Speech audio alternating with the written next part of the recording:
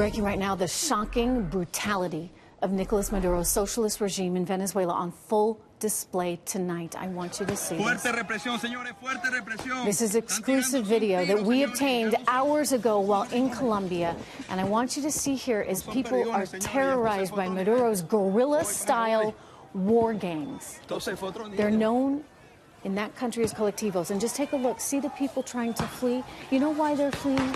They are fleeing because those colectivos, those guerrilla-style war gangs, Cuban-inspired, are firing into the crowd. And I've got this to show you as well. This exclusive video taken today in the same place, that same border town of Cucuta, where they're trying to get aid in there. You have protesters that are showing us their wounds from these colectivos that are firing these buckshots at them, these rubber pellets.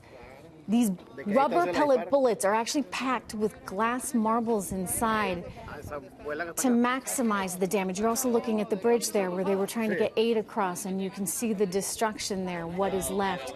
They burned so much of it. Amid all of this chaos, the leader of the Venezuelan military, a highly controversial figure, Diosdado Cabello, reportedly shipped his 2 grown children to China less than 48 hours ago, as we receive reports of increasing defections from Maduro's military personnel. Cabello joining that list. All right, for more on these fast-moving developments, the author of Dark Winter, retired Brigadier General Anthony Tata.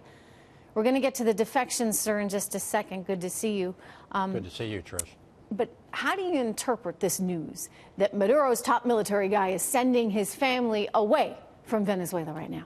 Well, I think that's a good sign. I think the general understands that the country is either on the verge of collapse or on the verge of major military action.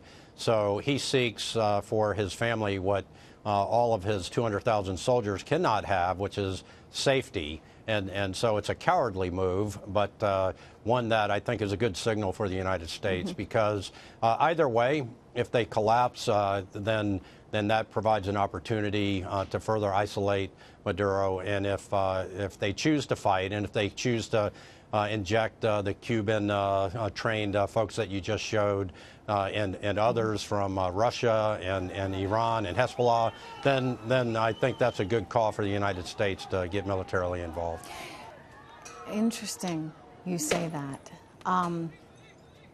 I want to explore that, and then I want to get back to Cabello in a second, because I find this rather odd that he's sending them to China, given that we're in the middle of a trade deal with China.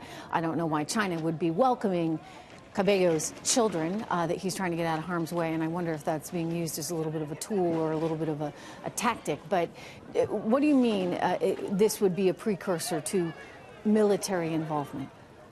Well, you know, one of the things, if the head of the military is doing a non-combatant evacuation of his family, essentially, Trish, then he understands, he knows well that what is coming. And if he interprets that the United States is getting ready to intervene, or if that the pressure is mounting such that he senses major defection with his troops, he does not want to be anywhere near any kind of coup attempt that could be targeted at Maduro and him, and certainly he would want to get his family to safely. We have to Do you think we're close, though, General? I mean, I asked Vice President Pence about that very issue yesterday, and he just reiterated that all options are on the table and made that very clear.